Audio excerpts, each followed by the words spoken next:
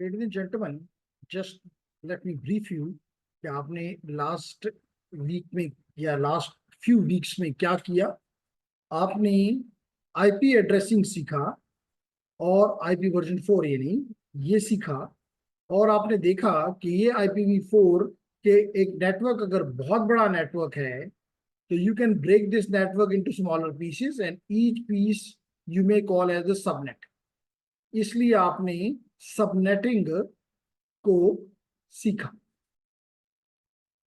अब सबनेटिंग में इशू आपने हर एक सबनेट के लिए, अब मैं उम्मीद करता हूं कि आपको हर एक का नेटवर्क एड्रेस, ब्रॉडकास्ट एड्रेस और दरमियान में जो यूजेबल एड्रेसेस हैं वो आपको फाइंड करना आता है।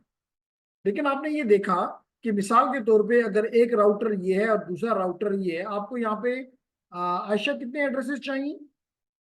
कि अगर चलें एक मैं क्वेश्चन कर लेता हूं।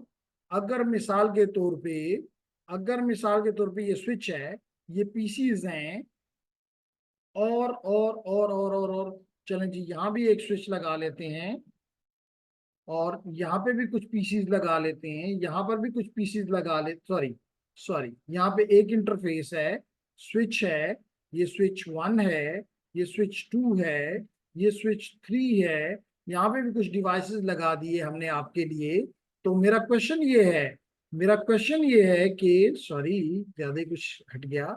मेरा क्वेश्चन ये है कि यहाँ पे राउटर R1 है, यहाँ पे राउटर R2 है, तो यहाँ पे आयशा कितने नेटवर्क से?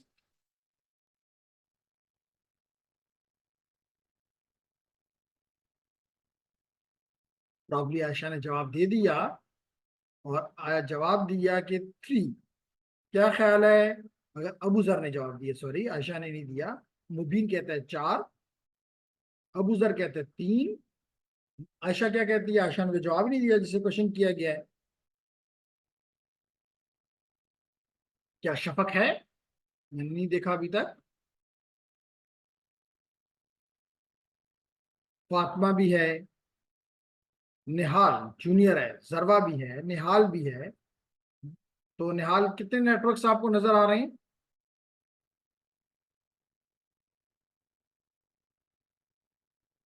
तो हमें बताया गया कि एजाज ने बताया कि 4,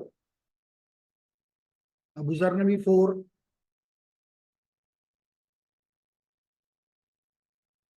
जी जरबा, हाउ मैनी?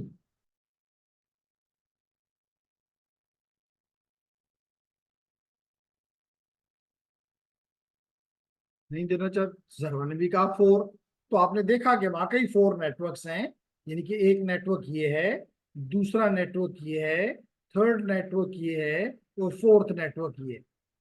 अब लाजमी तौर पे इन 4 नेटवर्क से, मिसाल के तौर पे एक बड़ा नेटवर्क और आपने उसको 4 सबनेट में तोड़ लिया। अब अगर सबनेटिंग करते हैं तो हर एक सबनेट में अगर यहाँ पे मिसाल के तौर पे 50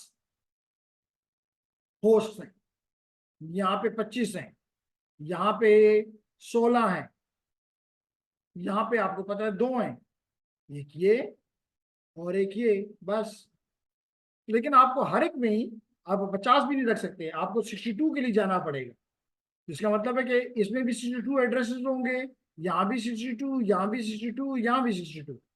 नुकसान क्या हुआ कि यहाँ पे 2 तो यूज हो जाएंगे, 60 लॉस हो गए। यहाँ पे 16 इस्तेमाल हो गए और बाकी 48 अप्रोक्सीमेटली लॉस हो गए। यहाँ पे 25 यूज हो गए और तकरीबन 35 के करीब वेस्ट हो गए। तो इस अमल को रोकने के लिए हमने variable length subnet masking class class में पढ़ा, जिसमें हम एक नेटवर्क को जितनी उसकी रिक्वायरमेंट है उसके बड़े करीब जाके उसको आईपीज असाइन कर देते हैं। तो यूं हमारे आईपीज प्रॉपरली या एफिशिएंटली इस्तेमाल होते हैं, क्योंकि स्पेशली IPv4 में आपको पता है कि एड्रेसेस अवेलेबल नहीं है, आप उनको जाया नहीं कर सकते। तो हमने इस पे एक अच्छी, बल्कि 2 एग्जांपल्स की थी DLSM में लास्ट वीक। तो अगर आप में से किसी का भी कोई क्वेश्चन है इस टॉपिक पे तो कर लें, अदरवाइज मैं फिर अगला टॉपिक ले लूं। जी, तो you have 1 minute to think about, do you have any question? on whether you want to ask something on subnetting or about something about the variable length subnet mask का subnetting. तो अगर आपका question है तो कर लें कि जी ये बात हमें समझ नहीं आई तो मैं उसको एक्सप्लेन कर दूंगा दोबारा, और अगर समझ आई है तो अच्छी बात है, और अगर उस पर आपने काम नहीं किया यानी उसको घर कभी देखने की कोशिश ही नहीं की तो फिर ये बुरी बात, क्योंकि ये आपकी जो काम है सबनेटिंग या ये नॉलेज नहीं है, ये स्किल है। तो स्किल उस वक्त आती है जब आप उस पर प्रैक्टिस करते हैं। जी, come on ladies and gentleman. Sir ये हम हर एक नेटवर्क मुबीन कुछ बोला और उसके बाद उसकी आवाज कट गई।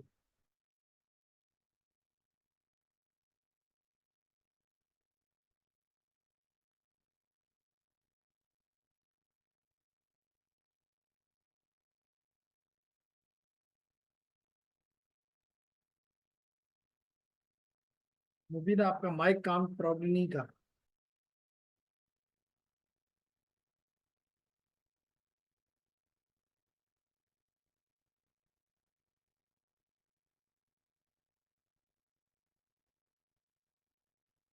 क्या कोई अबूजर एजाज आप लोगों को मुबीन की आवाज आ रही?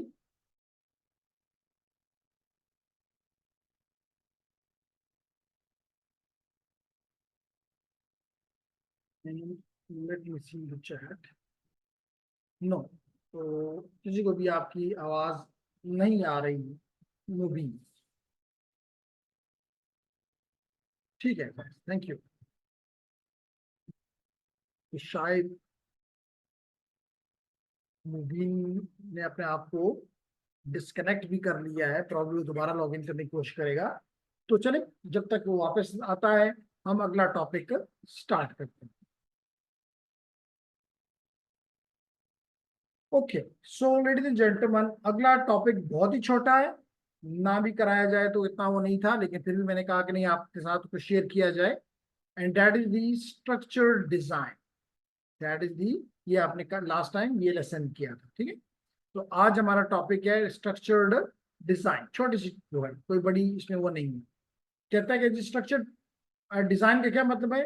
कहने का मतलब ये है कि आपने जब भी अपने नेटवर्किंग का काम करना हो तो करने से पहले, ऐसे भी अपनी नॉर्मल लाइफ में भी आपको पता है कि आपने जब भी कोई काम करना होता है तो आप उसके लिए पहले प्लानिंग करते हैं और फिर उस प्लानिंग की बेस के ऊपर आप इम्प्लीमेंटेशन करते हैं।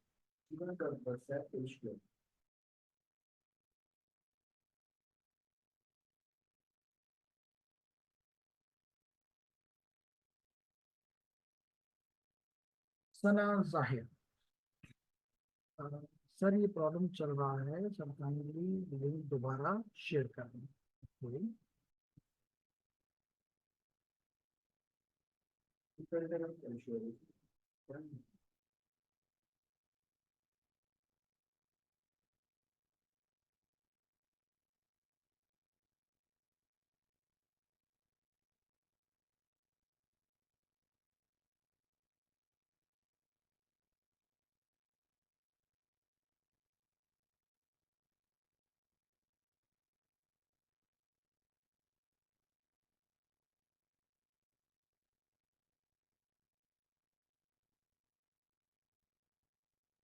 सर ये हर एक नेटवर्क के लिए हम सबनेटिंग मैन्युअली करते हैं कि नहीं, इस तरह कोई हमारे पास कोई टूल होता है कि जिसके जरिए ऑटोमेटिकली सारा जो है एड्रेसिंग हो जाती है? जी, तो मुबीन का क्वेश्चन ये था कि क्या हम हर एक नेटवर्क के लिए ये काम मैनुअली करते हैं या बस ऑटोमेटिकली हो जाती है? नहीं, ऑटोमेटिकली कभी भी नहीं होती जेंटलमैन, क्योंकि हर एक नेटवर्क की रिक्वायरमेंट डिफरेंट है। मिसाल के तौर पे कहीं पे आपको 10 में तोड़ना होगा, कहीं 11 में तोड़ना होगा, कहीं 12 में तोड़ना होगा, कहीं पे 10 होस्ट होंगे, कहीं 20 होस्ट होंगे, कहीं 2 होंगे। तो इस किस्म की कोई ऑटोमेटेड वे नहीं है कि ये किया जाए। आपको ये काम पेपर पे बैठ के पेपर पेंसिल लेकर आप इसको इम्प्लीमेंट करते, पहले अपना प्लान करते हैं। यही बात अभी हम करना शुरू कर रहे थे कि जनाब जब हमने आपने एक नेटवर्क डिजाइन करना होता है तो सबसे पहले आप प्लान करते हैं, और प्लान करने के बाद तो उसके बाद आपने जब इम्प्लीमेंटेशन के टाइम पे आते हैं तो आपके पास, जैसे हमने last time if you remember, हमने इस तरह का एक टेबल्स अपने लिए बना लिए थे। साइन था,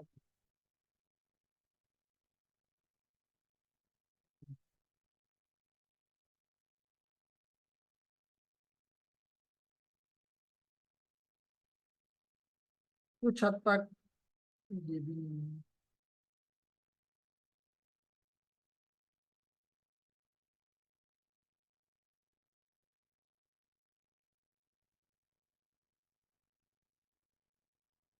जी। ये तो लेडीज एंड जेंटलमैन, मुबीन, हमने आखिर में आके ये सारा प्रोसेस करने के बाद हमारे पास एक टेबल बन गया था।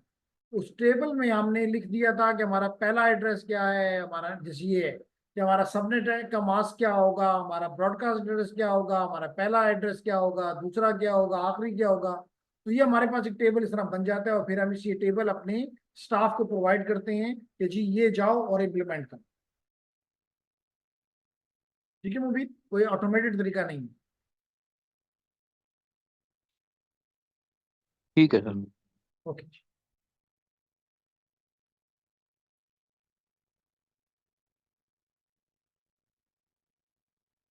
ओके तो हम आज हम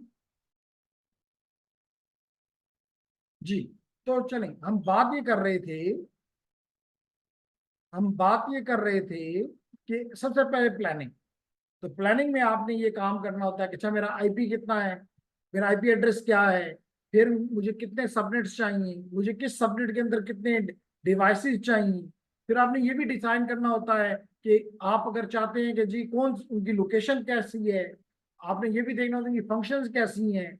आप बाजू का ये भी करते हैं कि आप अपने नेटवर्क को दो हिस्सों में तोड़ देते हैं कि जी ये वाला नेटवर्क वो है जिसमें लोग आ जा सकते हैं, जिसको हम नॉर्मली लास्ट क्लास में मैंने आपको कहा था डीएमजी। जैसे मिसाल के तौर पे अगर हम अपने यूटी की एग्जांपल ले लें तो हमारा वेब सर्वर है, हम चाहेंगे कि हमारे वेब सर्वर तक लोग आए, क्योंकि अगर वेब सर्वर पे नहीं आएंगे तो हमारी इंफॉर्मेशन तक कैसे पहुंचेगी। इसी तरह हमारा फॉर एग्जांपल एडमिशन का कोई का वो है, उस पर भी हम लोगों को आना देना चाहेंगे कि लोग आए। लेकिन हम में भी जो हमारी कोई फाइल सर्वर है, हम उस तक, जिसमें मिसाल के तौर पे स्टूडेंट्स के हमारे पास उनके फी का रिकॉर्ड है तो वो कहीं पड़ा हुआ है, हम किसी को भी, किसी ना स्टूडेंट को और ना ही किसी बार वाले को इजाजत देंगे कि वहां पे आए और चीजों को में इंटर और उनमें तब्दीली करें। तो डेफिनेटली इसका मतलब है कि we have to do some certain planning and after that planning then, जैसे अभी हमने लास्ट क्लास में भी किया था कि भी पेपर पे हम बैठ के पेंसिल पे हम लेके हम ये सारी चीजें अपने सामने रखते हुए अपनी प्लानिंग करते हैं और फिर उस प्लानिंग को हम अपने स्टाफ के हवाले करते हैं कि जनाब आप जाएं और इनको इम्प्लीमेंट करें। तो यही बात यहाँ पे लिखी हुई है कि IP network planning is crucial. यानी आम तौर पे जैसे इवन आपने अपने शहर से किसी दूसरे शहर जाना है या एक शहर अपने मुल्क से किसी दूसरे मुल्क जाना है, अगर आप प्लानिंग नहीं करते तो you will be in disaster. तो इसलिए लाजमी तौर पे आप एक नेटवर्क बना रहे हैं, you need to do the planning first and then planning के base पे you will be doing the design will come there and then design will be implemented on the ground. तो ये वो कह रहा है कि IP network planning is crucial to develop a scalable solution to your enterprise network. कहता है to develop an IPv6 network wide addressing scheme, you need to know how many subnets are needed. ठीक है, पहला मैंने question आप पे डाला कि जनाब आपको पहली चीज ये ढूंढनी पड़ेगी कि कितने आपको सबनेट्स चाहिए, और ये फिक्स नहीं है। आप ये नहीं कह सकते कि जी अगर एक ऑर्गेनाइजेशन ने 4 किए तो दूसरे भी 4 कराए, हो सकता है उसकी 5 रिक्वायरमेंट हो सकता है उसकी 50 रिक्वायरमेंट हो। तो that the reason it can't be automated. फिर क्या कहता है, how many hosts are there in a particular subnet, उसमें मैक्सिमम कितनी है, मिनिमम कितनी है, एवरेज में कितने हैं, what devices are part of the subnet. क्या आपने किसी खास सबनेट में सर्वर्स को सिर्फ रखने का प्लान किया है, आपने किसी खास सर्वर किसी खास सबनेट में अपने जो पेरिफेरल्स हैं, जैसे मिसाल पे स्कैनर्स हैं, प्रिंटर्स हैं, प्लॉटर्स हैं, वो रखने की अपनी प्लानिंग की हुई है, तो you have to do the planning. Which part of the network use private, कहाँ पे आप प्राइवेट एड्रेसेस इस्तेमाल करेंगे, कहाँ पे आप पब्लिक एड्रेसेस इस्तेमाल करेंगे। मिसाल के तौर पे अगर आप इंट्रानेट पे हैं तो लाजमी तौर पे वहां पे आपके लिए ज्यादा मौजूद ये है कि आप प्राइवेट एड्रेस इस्तेमाल करें। और जहां पे आप पब्लिक के साथ कनेक्टेड हैं, जैसे हमने अभी एग्जांपल दी डीएमजी, डीमिलिटराइज जोन की, तो लाजमी तौर पे देर आपके इस डीमिलिटराइज जोन में आपका वेब सर्वर है, आपका ईमेल सर्वर है, तो आप चाहेंगे कि लोग उस तक आएं, तो definitely these devices should have the public IP addresses and many other factors like location for example, कि जी ये लोकेशन में एक दूसरे के करीब है, लोगों की फंक्शनैलिटी, तो ये all these things you have to do, ठीक है, इन द प्लानिंग फेज। कहता है examine the need of the organisation, network usage and how the subnet will be structured। फिर perform the network requirement study, अब आपने requirement हासिल कर ली, अब आप बैठ के उसको स्टडी करेंगे कि जी कहाँ क्या करना है। स्टडी नहीं करेंगे तो लाजिम प्लानिंग आपकी ठीक नहीं हो सकेगी। तो by looking at the entire network to determine how each area is segmented, किस तरह में, मिसाल के तौर पे एक 10 मंजिला बिल्डिंग है, आपने अब डिसाइड करना है क्या हर एक को अलग अलग मैं एक एक सबनेट करूं, या दो को इकट्ठा करूं, या कहीं पे एक और कहीं दो को इकट्ठा करूं। That you have to do, that your job as a network engineer. तो कहते हैं जी रिटर्न, मिसाल के तौर पे एक फ्लोर में 500 लोग हैं और दूसरे फ्लोर में सिर्फ 5 लोग हैं और अगले फ्लोर में 50 लोग हैं, तो लाजमी तौर पे यू में से कि जी ये एक सबनेट हो गया और इन दोनों को मिला के मैं एक सबनेट बना लेता हूँ। लाजमी नहीं कि भाई कोई ऐसा कोई किसी सहीफे में है कि अगर आपने हर एक सबनेट को, हर एक फ्लोर को, चाहे वहां 5 यूजर ही हैं, आप उसको एक अलग सबनेट ही बनाएं। लेकिन अगर बनाते हैं तो गलत भी नहीं है। That you have to decide, that is something which is study. तो कहते हैं determine how many subnets are needed, पहले बताया, बहुत इंपॉर्टेंट है, ताकि आपको पता हो कि कितने बिट्स बोरो करने हैं। अगर आपको यही नहीं पता कि कितने सबनेट्स, तो किस तरह आप आईपी होस्ट एड से, फिर ये भी देखना है पॉसिबल भी है कि नहीं है, पॉसिबल भी है या नहीं है। मिसाल के तौर पे आपके होस्ट में 8 बिट हैं, इसका मतलब है कि आपको होस्ट में 256 2 पावर 8 यानी कि 255, बल्कि एग्जैक्टली कहूं तो 254 होस्ट पॉसिबल है। अब आपको मिसाल के तौर पे 254 ये भी चाहिए या 255 आपको सबनेट भी चाहिए, तो इसका मतलब है कि आप होस्ट से सारी की सारी बिट्स बोरो कर लें। तो अगर आप सारे बोरो कर लें तो होस्ट कहाँ जाएगा, होस्ट के लिए तो नेटवर्क बना है। बात समझ आ रही है ना। तो that is something study. And then determine DHCP address pool, भी आपने बनाना है कि लाजमी तौर पे आपका डीएचसीपी क्या होगा, वो उसके लिए क्या पूल आप जनरेट करेंगे, कैसे कॉन्फ़िगर करेंगे, किस तरह आप ये चीजें आप डीएचसीपी पूल और ये चीजें इंशाल्लाह ताला स्विचिंग राउटिंग वायरलेस एसेंशियल के कोर्स में पढ़ेंगे। और वहां पे वीलैन, पहले 3 चैप्टर जो है वीलैन पे, तो that is again very important topic, जो कि आप स्विचिंग राउटिंग वायरलेस एसेंशियल्स में इंशाल्लाह ताला जो लोग आप में से अगला कोर्स लेना चाहेंगे वो ये चीजें पढ़ेंगे इंशाल्लाह। ओके जी। यहाँ पे जैसे इसने आपको बताया कि आपने किस तरह आप ये डिसीजन ले सकते हैं। मे बी कि आप ये कहना चाहते हैं कि जी एंड यूजर जो है, एंड डिवाइसेस जो है, यानी जो क्लाइंट्स हैं उनको आप अलग रख लें। इसके अलावा आप अपने सर्वर्स और अपने प्रिंटर्स वगैरह को अलग रख लें। इसी तरह आप सर्वर्स, जब उन सर्वर को अलग करें जो कि इंटरनेट पे कनेक्टेड है, और उन सर्वर को अलग कर लें जो कि इंटरनेट पे कनेक्टेड नहीं है। इसी तरह उनको अपने इंटरमीडिएट डिवाइसेस यानी राउटर्स को, फायरवॉल्स को, अपने स्विचेस को अगर कोई आईपी देने हैं उनको अलग कर लें, अपने गेटवेज को, राउटर फायरवॉल्स को, इनको अलग कर लें।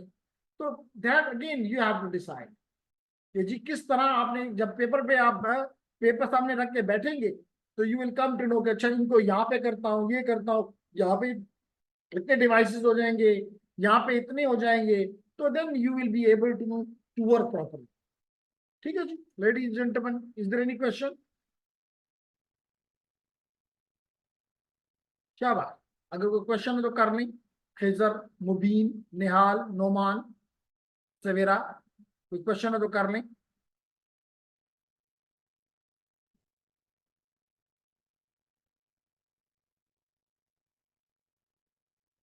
हमारी जो डीसीएससी के डिकोर टीम थी, क्लास क्लास में तो आई थी, लेकिन अब पता चला कि वो हमारी क्लास के लिए नहीं आई थी, वो तो अपने इग्नाइट के डिकोर के लिए आए। उन्होंने कहा चलो क्लास में ही बैठ जाते हैं, क्योंकि अगर उनमें वो जज्बा होता तो आज भी पहुंचे होते कि नहीं क्लास है। और आपने सीखा कि फिजिकल में बहुत ज्यादा मजा आता है। ओके, तो जेंटलमैन, आज हम अगला चैप्टर स्टार्ट करते हैं। ये चैप्टर हमारा 11 खत्म हो गया। आज हम अगला चैप्टर शुरू करते हैं, जो कि बड़ा इंटरेस्टिंग चैप्टर है, और वो है आई, आपको स्क्रीन पे नजर आ रहा है। लिखें अपनी चैट में कि क्या है एड्रेस हमारे मॉड्यूल नंबर 12 का नाम। तो फिर मैं आपको सिग्निफिकेंस बताता हूँ कि भाई इसको पढ़ना चाहिए या नहीं पढ़ना चाहिए। जी लेडीज एंड जेंटलमैन, तो you I think you can see on your screen what is the title of your topic for today's lecture। सिर्फ चैट में हमें दो चैट्स मिली। एक हमें निहाल ने कहा IPv6 एड्रेसेस, और एक हमें कहा सवेरा ने IPv6 एड्रेसेस। तो क्या बाकी लोग नहीं को नहीं नजर आ रहा कि स्क्रीन पे क्या चीज लिखी हुई है आपके लिए इस वीक के लिए।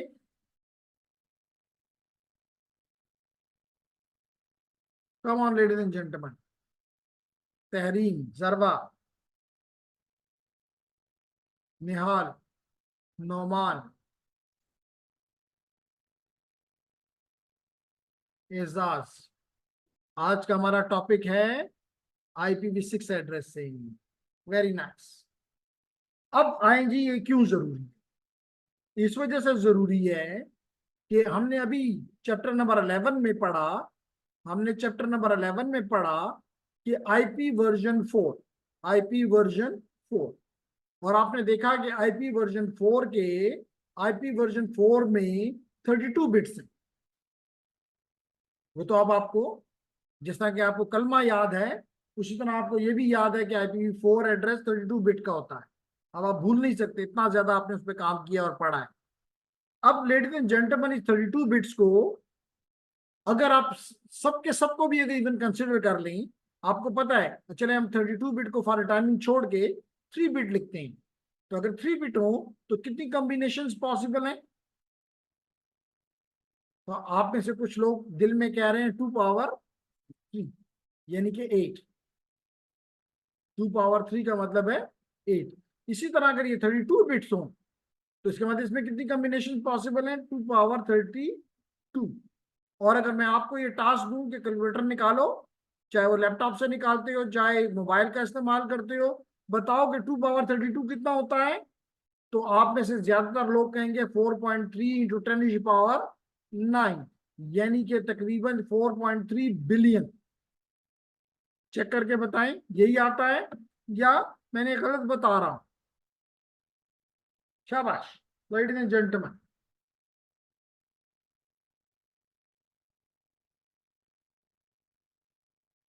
Is it 4.3 billion? तो द आंसर इज यस। और अगर आप खुद नहीं करना चाहते तो मैं करके दिखा देता हूं कि अगर आप कैलकुलेटर को ले लें और इसको देंगे 2 पावर x y में 32, यानी 2 पावर 32, तो you can see here 4.3 billion. तो मसला ये है कि 4.3 बिलियन एड्रेसेस आपके पास हैं तकरीबन। और हमने ये भी देखा, अब तो हम 4 IP4 के एक्सपर्ट हो चुके हैं, हमने देख लिया कि इसमें से बहुत ज्यादा addresses, because of the classful nature of IPv4, बहुत से एड्रेसेस जाया हो गए, वेस्ट हो गए। तो अगर हम ये एज्यूम कर लें कि अगर इसमें से 1 बिलियन भी जाया हो गए, तो इसका मतलब तकरीबन हमारे पास 3 बिलियन एड्रेसेस रह गए। तो लेकिन हमारे पास अगर हम डिवाइसेस को देखें तो वो तो उनकी तादाद तो इस वक्त भी 21 बिलियन से ज्यादा है। तो हम 21 बिलियन को यूनिक नेम्स 3 बिलियन से नहीं दे सकते। और हमने ये भी देखा कि जितने भी IPv4 एड्रेसेस हैं, जो कि आपको पता है कि हमें किसके थ्रू में हमें IPv4 एड्रेसेस कौन मैनेज करता है? अयाना। तो अयाना ने पूरी दुनिया को 5 डिफरेंट यूनिट्स में, जिसको वो रजिस्ट्रीज कहता है, 5 डिफरेंट रजिस्ट्रीज में डिवाइड किया हुआ है, और ये 5 की 5 रजिस्ट्रीज IPv4 एड्रेसेस इनके जो इनके पास थे वो कभी के खत्म हो चुके हैं। सबसे पहले यूरोप ने खत्म किए और प्रॉब्लली सबसे आखिर में अफ्रीका ने खत्म किए, लेकिन अब तमाम के तमाम IPv4 एड्रेसेस खत्म हो चुके। ठीक है, इसलिए हमें एक और आईपी की जरूरत थी, हमें एक और आईपी की जरूरत थी, एक और आईपीवी का सिस्टम हमें चाहिए था। इसी दौरान IPv4 के दौरान एक और भी कोशिश की गई थी। आप लोगों का सवाल ज़हन में कभी बनता होगा, जिसको कहते हैं IP वर्जन 5। तो कुछ थोड़ी सी इस पे स्टार्ट हुआ था काम, लेकिन इसमें भी उसी तरह की रिस्ट्रिक्शंस थी जैसे कि IPv4 में, इसलिए इसको कभी भी वो नहीं मिला, नाम नहीं मिला, कहीं इम्प्लीमेंटेशन नहीं मिली, कुछ नहीं मिली। और हम IPv4 को छोड़ 5 को छोड़ के वी वेंट फॉर IPv6। कुछ बात समझ आ रही है लेडीज एंड जेंटलमैन?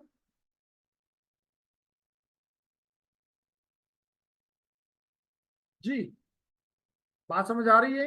कोई क्वेश्चन आपके ज़हन में बन रहा है?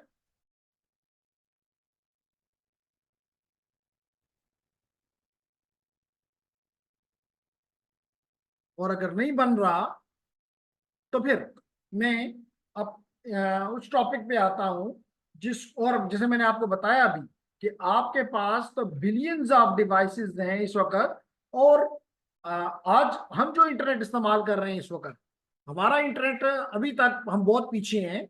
हमारा इंटरनेट जो है वो हमारा इंटरनेट इसको हम कहते हैं कि हमारा डेस्कटॉप, हमारा कोई सर्वर, हमारा कोई लैपटॉप, हमारा कोई टैबलेट, हमारा कोई स्मार्टफोन, ये इंटरनेट से कनेक्ट हो जाए, और जो चीज हम देखना चाहते हैं, चाहे वो यूट्यूब है, चाहे वो फेसबुक है, चाहे वो व्हाट्सएप है, सारों को चेक करें। उसका मसला रिजॉल्व हुआ सना का?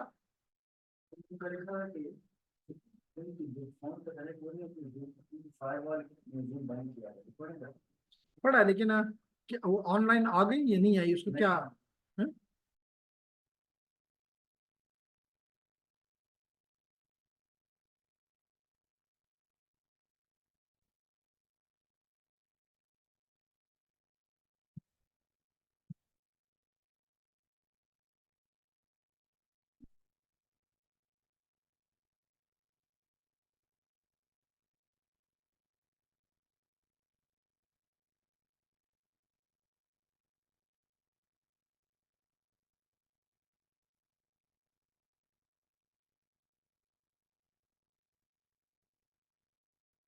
ओके, चलें आगे बढ़ते हैं। तो हमारा इंटरनेट यहाँ तक है, लेकिन इस वक्त दुनिया का जो इंटरनेट है वो ये है कि आपके डिवाइसेस जो हैं वो sensored enabled sensored enabled devices होंगे या हैं।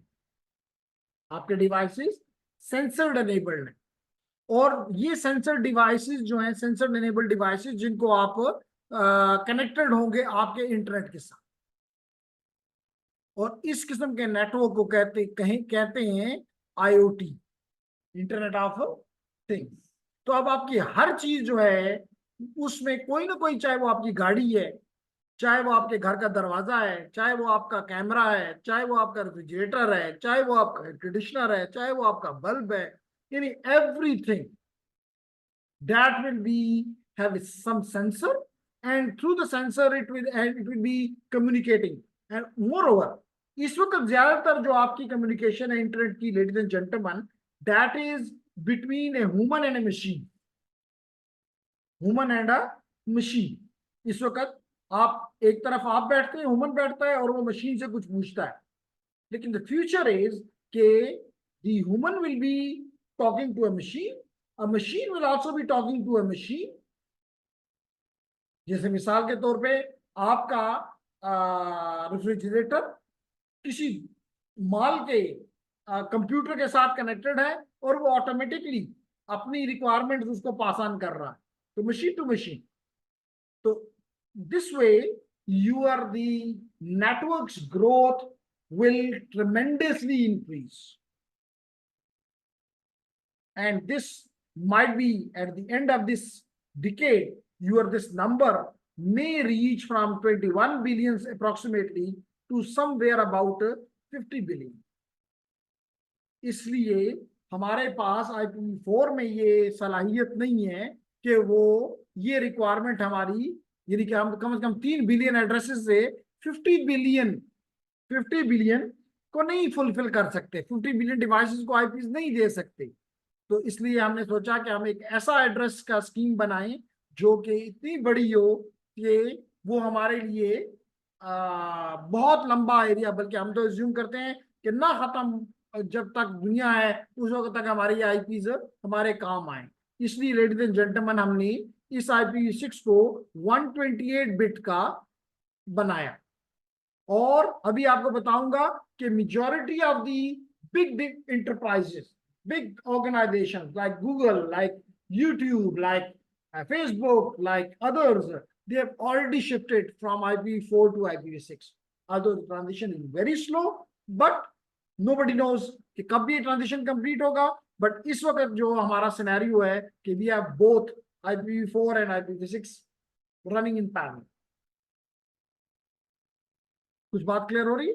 तो जैसे मैंने कहा कि 128 बिट है, तो आपने जैसे अभी यहाँ पे आपने 3 बिट के लिए और 32 बिट के लिए चेक किया, आप 2 की पावर 128 करके भी चेक कर सकते हैं। तो आपको पता चलेगा कि ये को 3.4 इंटू 10⁻18 10⁻18 नंबर्स बनते हैं। तो करके देख लेते हैं जी, क्या हम सच बोल रहे हैं या मजाक कर रहे हैं। तो एक दफा फिर हम कैलकुलेटर पे जाते हैं। ये कैलकुलेटर, ये आपने 2xy 128 दिया और चेक कर लें। मैंने आपको बिल्कुल ठीक बताया, 3.4 इंटू 10⁻38, सॉरी नॉट 18, 38, 3.4 इंटू 10⁻38।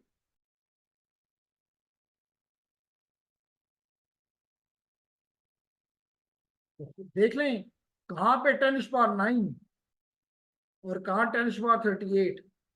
आपको पता है कि 9 से 10 भी हुआ तो 10 टाइम इंक्रीज है, 10 से 11 हुआ 100 टाइम इंक्रीज है। तो that is a very big number. इसलिए कोई नियर फ्यूचर में तो क्या फार फ्यूचर में भी नजर नहीं आता कि सारे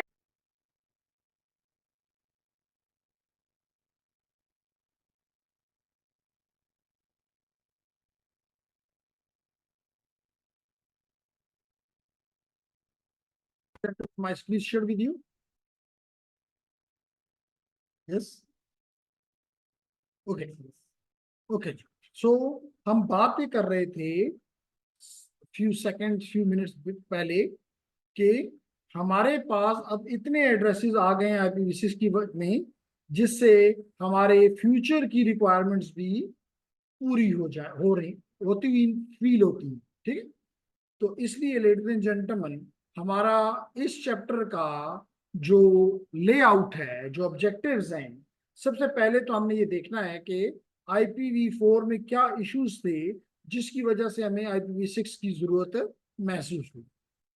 फिर हम ये देखना चाहते हैं कि जिस तरह IPv4 को रिप्रेजेंट करने का एक तरीका था, वो क्या तरीका था कि हमारे पास बाइनरी नंबर्स थे, हमने बाइनरी 8 बाइनरी बिट्स को इकट्ठा किया और उसको हमने एक ऑक्टेट या बाइट कह दिया, और इस ऑक्टेट्स को हमने 4 ऑक्टेट्स को इकट्ठा किया और उनको हमने डॉट से सेपरेट किया। तो that the reason it was called dotted decimal notation, dotted decimal notation. Okay, इसके मुकाबले में हम देखेंगे IPv6 को कैसे रिप्रेजेंट करें, यानी कि explain how IPv6 addresses are represented, ये हम पढ़ेंगे। फिर जिस तरह के IPv4 में मुख्तलिफ टाइप्स ऑफ एड्रेसेस थे, इस तरह IPv6 में भी डिफरेंट टाइप ऑफ एड्रेसेस हैं। तो हम IPv6 की नेटवर्क एड्रेसेस को भी कंपेयर करेंगे, देखेंगे कौन कौन से एड्रेसेस किस पर्पस के लिए इस्तेमाल होते हैं। इनमें से टाइप में 2 इंपॉर्टेंट, बहुत ही इंपॉर्टेंट एड्रेसेस हैं। एक को कहते हैं LLA, जिसका मतलब है लिंक लोकल एड्रेस, जिसका मतलब है लिंक लोकल एड्रेस। और दूसरा इससे भी ज्यादा इंपॉर्टेंट एड्रेस है जिसको कहते हैं GUA, जिसको कहते हैं global unicast unicast address.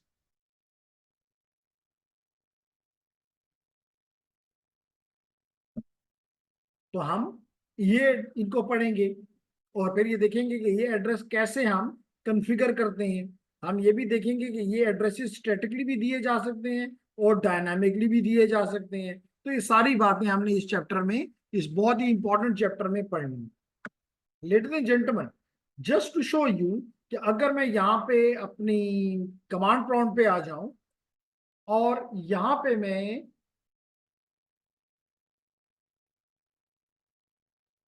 NS lookup करूं, एनएस लुकअप किसी भी कंपनी जो भी आपको अच्छी लगे, मैं उसको करने के लिए तैयार हूं।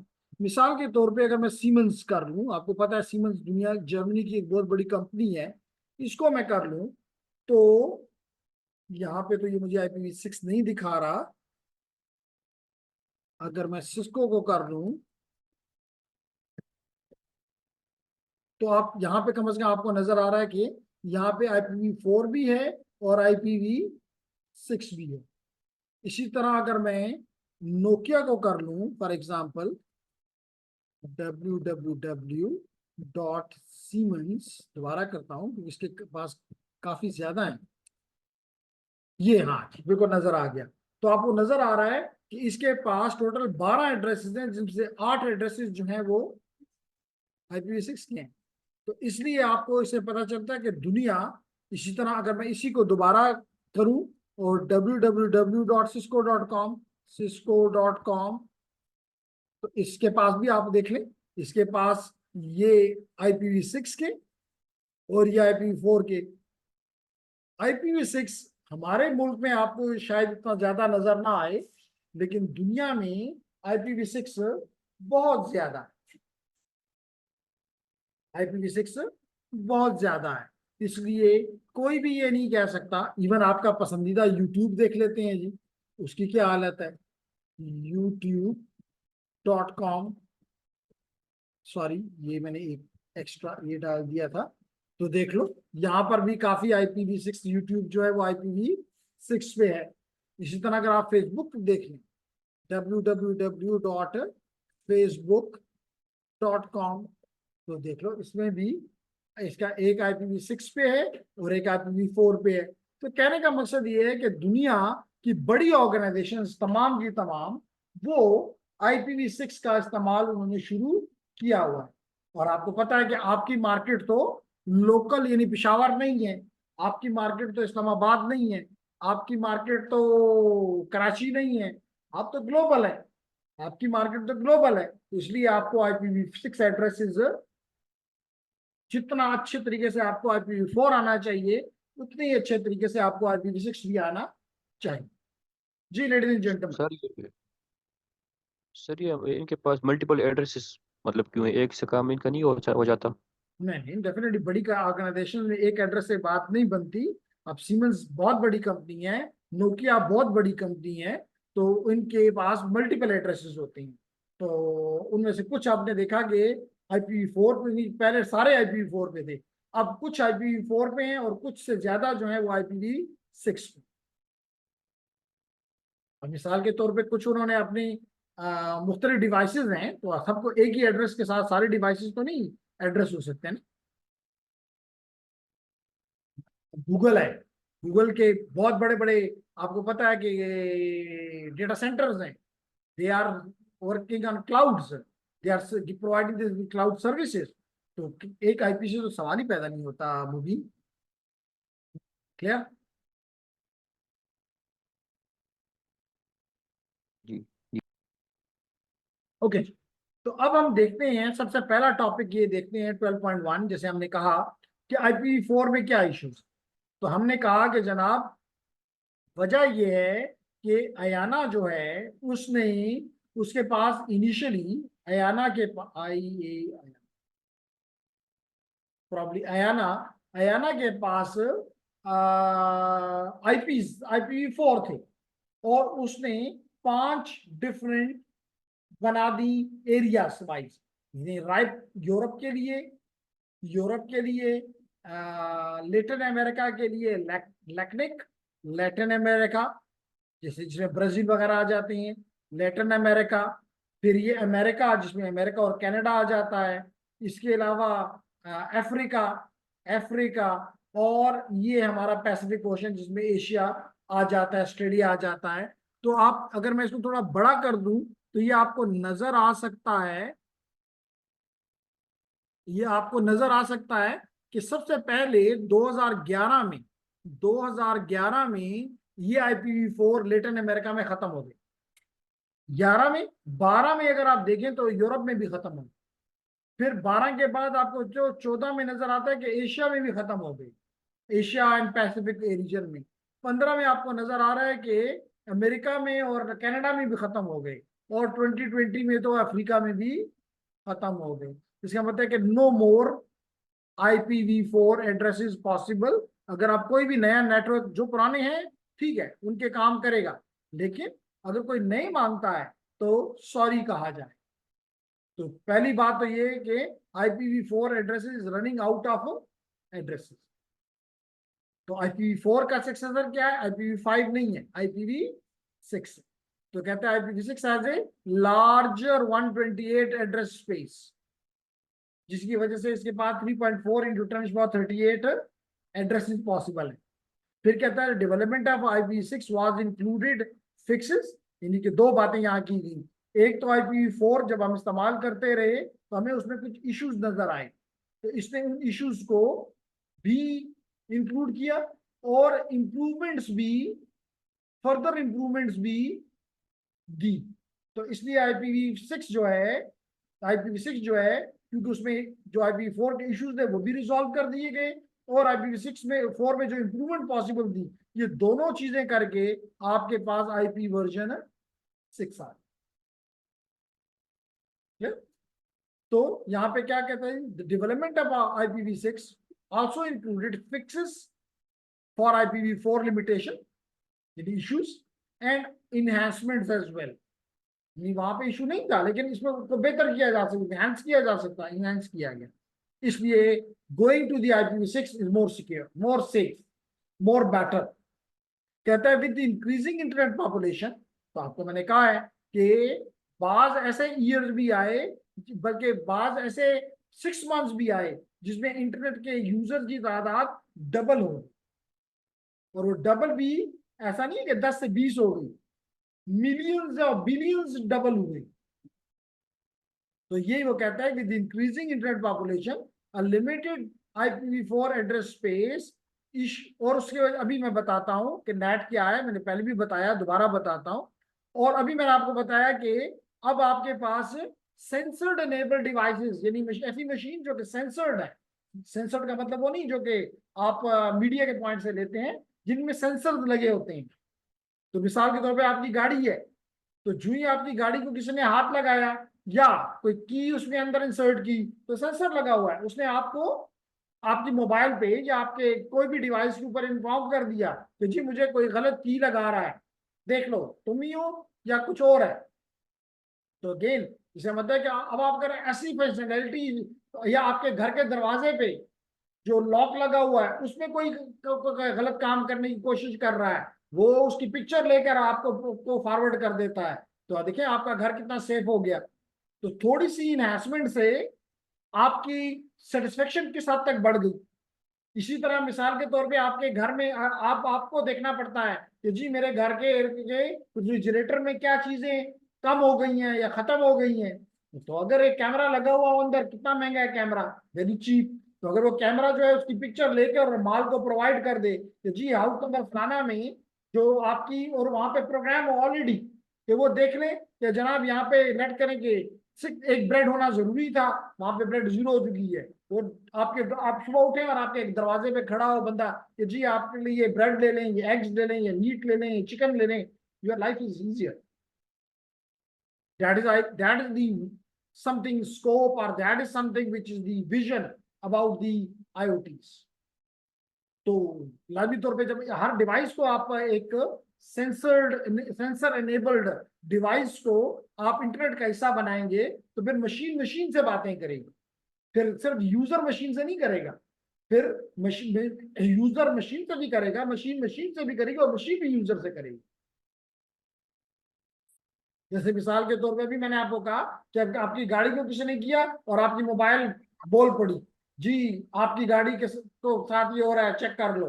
तो आप देख लेते हो, आपको आवाज आ गई, लाजमी नहीं कि आपको एसएमएस ही आए। आप कहें जी मैंने तो एसएमएस पढ़ा नहीं।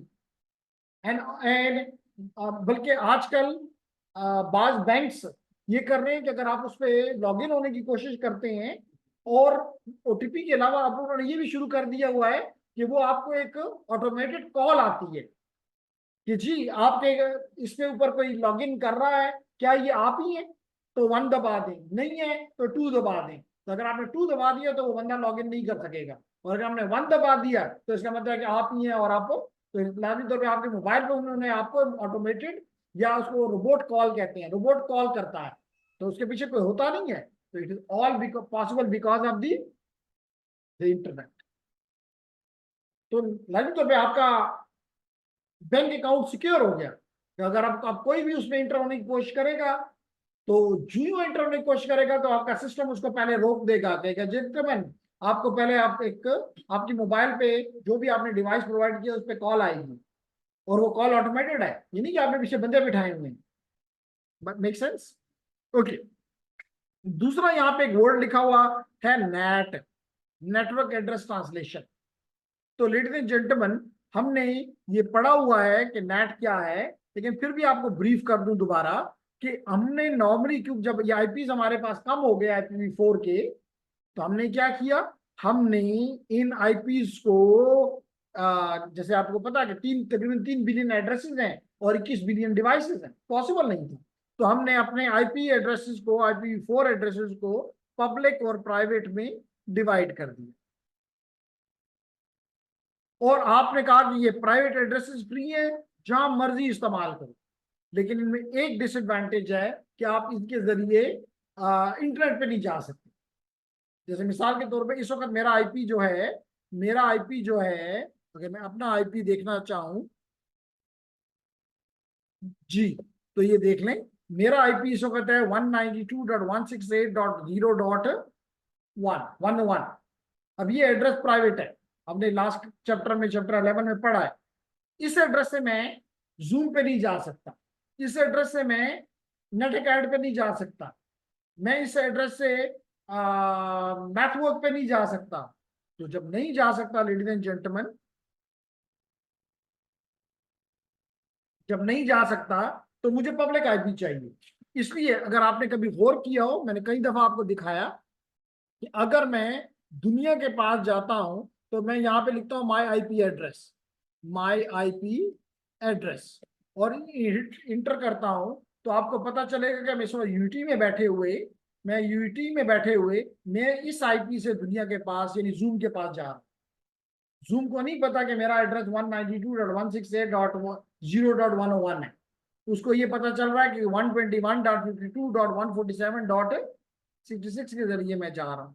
तो अब हो क्या रहा है, ये इसका मतलब ये है कि यहाँ पे हमने अपने राउटर में एक एप्लीकेशन कॉन्फ़िगर की, इसके बैकएंड पे तमाम प्राइवेट एड्रेस, वो डिवाइसेस हैं जिनमें प्राइवेट एड्रेस, लेकिन हमने इसके बाहर जाने वालों पे एक एक नेट ने ये कर दिया कि जो भी प्राइवेटली आता है प्राइवेट एड्रेस से, हम उसको ये 121 डॉट जो भी एड्रेस था इसके जरिए बाहर इंटरनेट की तरफ भेज देते।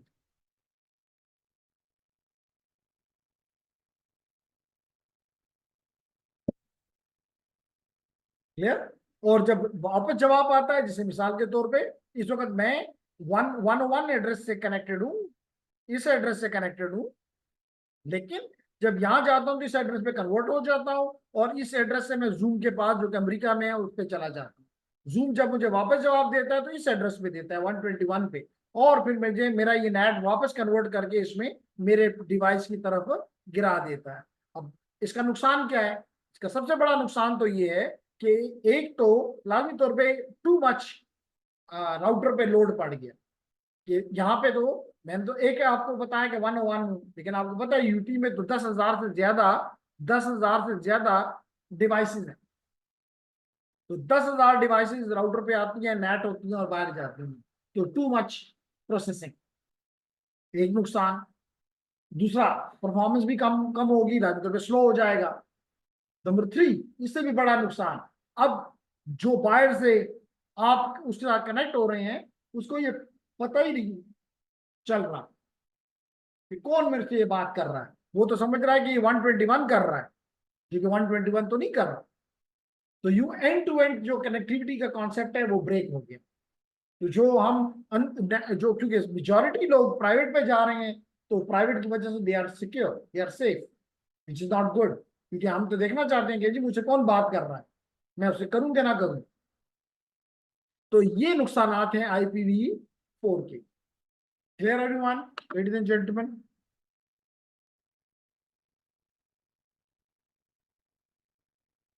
Is there any question? माशाल्लाह स्टूडेंट तो बढ़ गए, दैट्स गुड। अबूजर, आफाक, एजाज, फातिमा, खिजर, मुबीन, निहाल, नूरुल हक। जी, कोई क्वेश्चन किसी का? समीउल हक, बहुत ही दिनों के बाद हमें ये नाम नजर आया। वेयर यू आर समी?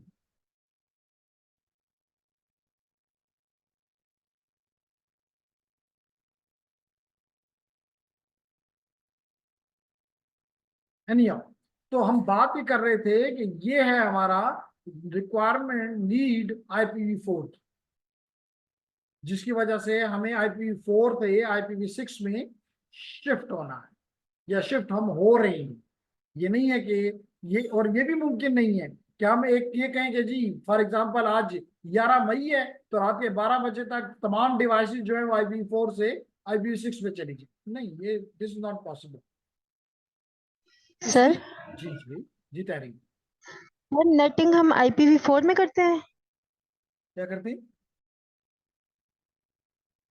सबनेटिंग सर नहीं नहीं, नेट जो होता है ये हम IPv4 में करते दोनों में करते हैं। आप कह रहे हैं इंटरनेट का यूज, मैं खास तहरीर ये कहना चाह रही है कि हम इंटरनेट का यूज करते हैं तो IPv4 से करते हैं या IPv6 से करते हैं, ये क्वेश्चन है।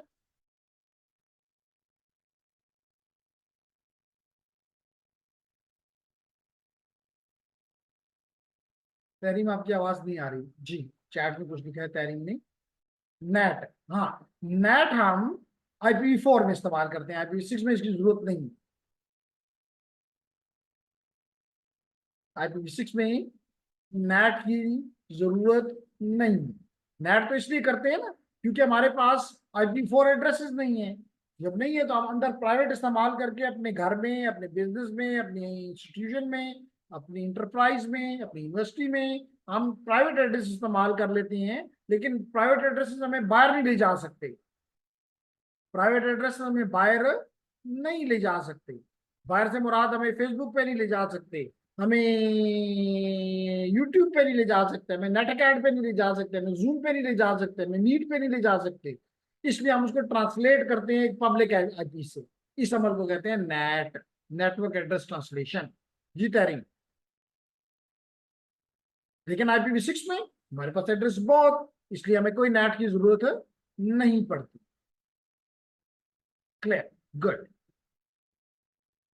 तो अब मसला एक और आ गया जिसको हम फिक्स करना चाहते हैं, जिसको हम डिस्कस करना चाहते हैं कि हमारे पास, मुझे याद है, मुझे अपने उस्ताद की बात याद है कि जब मैं आज से तकरीबन 20 साल से भी ज्यादा ये टॉपिक पढ़ रहा था तो मेरे टीचर ने कहा था कि इस वक्त दुनिया में IP वर्जन 4 का ओशन है।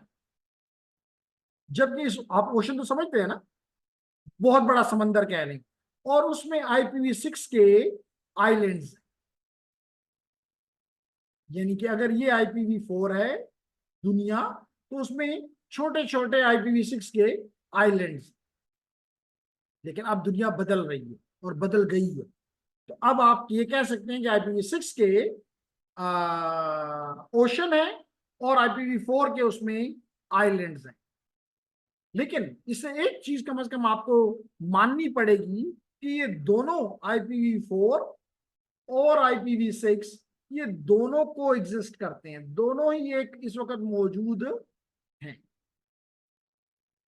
तो लाजमी तौर पे ये तो लाजमी है हमारे लिए कि IPv4 वाला IPv6 से कम्युनिकेट कर सके, IPv6 वाला IPv4 से कम्युनिकेट कर सके। क्योंकि हमारे में भी जैसे हमारा यूटी है, हम IPv4 पे, अभी मैंने आपको बताया, अगर आपने गौर से देखा हो तो अभी मैंने आपको बताया था कि ये जी मैंने आपको बताया कि हम IPv4 पे हैं, यूटी IPv4 पे है,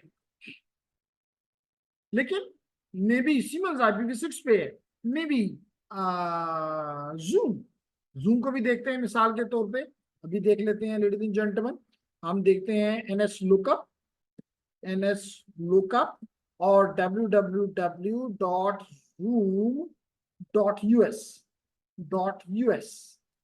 इंटर करते हैं, तो ये देखें ये भी IPv6 पे भी है और IPv4 पे भी है। तो इसका मतलब may be I am getting response from IPv6 destination, my destination can be IPv6 as well. तो इसलिए हम कह रहे हैं कि both IPv4 and IPv6 will coexist in the near future and maybe in the far future, and the transition will take several decades, not even years। ठीक है ना? तो कहने का मकसद ये है कि ये दोनों ने ही रहना है, बहुत में भी डिकेड्स के बाद शायद क्या IPv4 खत्म हो जाए या उस वक्त भी कायम रहे और IPv6 बहुत बढ़ जाए।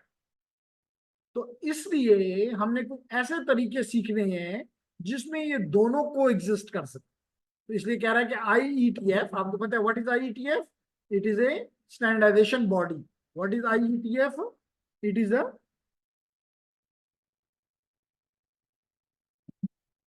standardization body, has created various protocols and tools to help network administrator migrate their network to IPv6. These migration techniques can be divided into 3 categories. Number 1, dual stack. Number 2, tunneling. Number 3, translation. तो 1 by 1 इनको पढ़ते हैं। Dual stack से start करते हैं, बिस्मिल्लाह करते हैं। Dual stack का मतलब यह है, मिसाल के तौर पे अगर मैं आपको अपना डिवाइस दिखाऊं तो आपको नजर आ रहा है कि यहाँ पे इसके पास IPv6 भी मौजूद है और IPv4 भी मौजूद है। इसको कहते हैं डुअल स्टैक, इसको कहते हैं डुअल स्टैक। यानी कहने का मकसद ये है, क्योंकि अब आपको माशाल्लाह TCP/IP सूट की समझ आती है, तो TCP/IP सूट में आपको पता है कि ये मेरी फिजिकल लेयर है, एप्लीकेशन लेयर है, ये मेरी ट्रांसपोर्ट लेयर है। आप यहाँ पे जूम कर लें, मैं कलर चेंज करता हूँ, चैनल चेंज करके नेटवर्क लेयर को करता हूँ 2 में डिवाइड, तो यहाँ पे IP वर्जन 4 हो गया और यहाँ पे IP वर्जन 6 हो गया। इसको कहते हैं डुअल स्टैक, इसमें दोनों ही मौजूद है। यानी कि तमाम डिवाइसेस में हमारे एक तरीका ये है कि हम दोनों को इम्प्लीमेंट करें। जिसको IPv4 चाहिए वो IPv4 पे चला जाए और जिसको IPv6 चाहिए वो IPv6 पे चला जाए। तो यही बात यहाँ पे लिखी हुई है कि the devices run both IPv4 and IPv6 protocol stacks simultaneously। Clear? तो यूं आपके मसला जो है कि आप ये नहीं कह सकते जी कि मिसाल के तौर पे अगला राउटर जो है, मिसाल के तौर पे एक राउटर है जो कि सिर्फ पुराना राउटर है, वो वर्जन 4 को समझता है, वर्जन 6 को नहीं समझता, तो आपके पास स्टैक में ये मौजूद है, आप IPv4 के जरिए यहाँ से आएंगे और इसके साथ मिल जाएंगे। क्लियर हो गया ना? तो इसको क्या कहते हैं? Dual stack.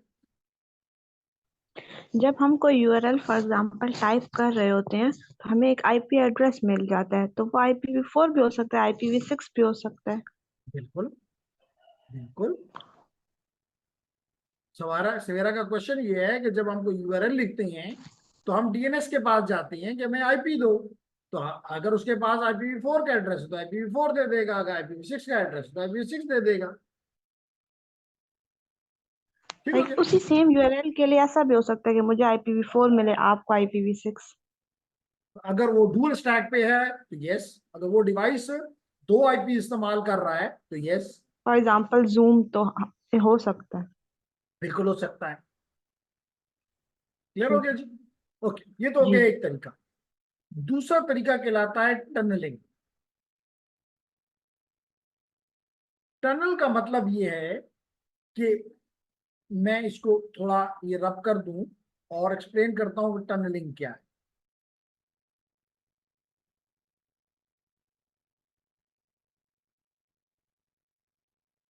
ठीक है, टनलिंग एक्सप्लेन करता हूँ। लेडीज एंड जेंटलमैन, मिसाल के तौर पे मेरा जो डिवाइस है ये आईपी वर्जन 6 पे,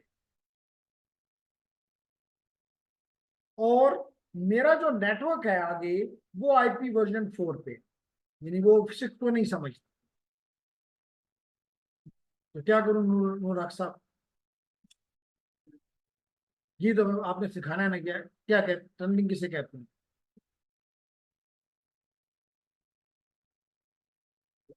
for the network has 6 the network of 4 device 6 की मेरी डिवाइस है, मिसाल तो मेरी डिवाइस सिर्फ IPv6 समझती है। ये मेरा लैपटॉप है, इसमें मैंने सिर्फ IPv6 को कॉन्फ़िगर किया हुआ है। अल्टो आजकल आप देख सकते हैं, मैं यहाँ पे दिखा भी दूं ताकि आपका एक क्वेश्चन क्लियर हो जाए कि मैं डुअल स्टैक, मेरी डिवाइस आजकल तमाम तकरीबन डिवाइसेस जो है वो डुअल स्टैक हैं। अभी आपको मुझे नहीं समझ आती कि जब मैं नेट से कनेक्ट हो जाता हूँ तो मुझे ये क्यों नहीं दिखाने लगता। मतलब इवन मैं सेटिंग में भी के थ्रू भी जाना चाहूँ तो ये मुझे नहीं जाने देता।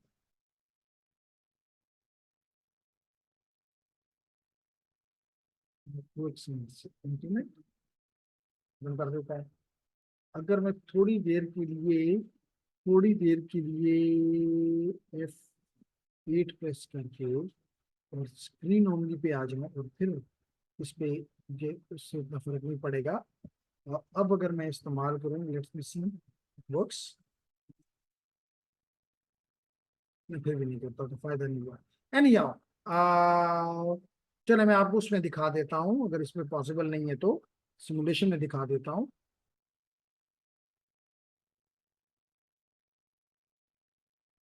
जी, सिमुलेशन में तो दिखा सकता हूँ, उसमें तो इशू नहीं है। तो मैं ये पैकेट ट्रेसर जो है, ये जी पैकेट ट्रेसर,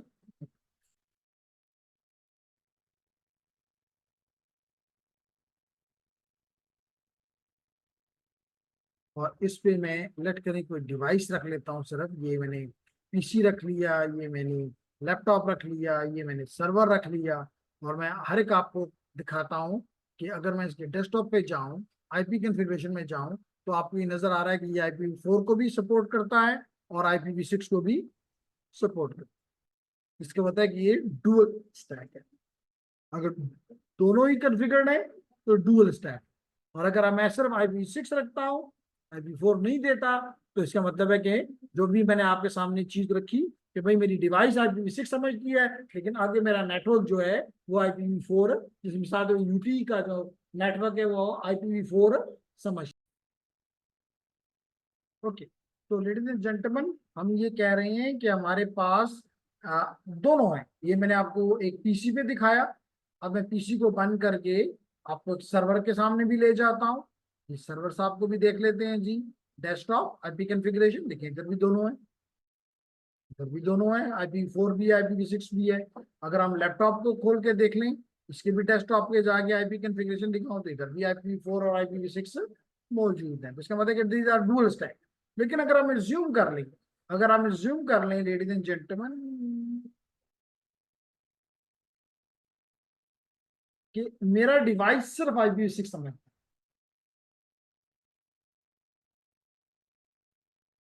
जी, रिकॉर्डिंग हो रही है, IPv6 समझता है, लेकिन मेरा जो राउटर है आगे या नेटवर्क जो है वो सिर्फ IPv4 समझता है।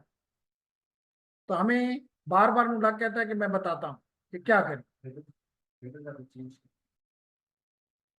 चेंज करना। तो नुलाक कहता है हेडर चेंज करना, तो जवाब है कि हम हेडर चेंज नहीं कर सकते। तो हम क्या करेंगे, हम हेडर चेंज नहीं कर सकते।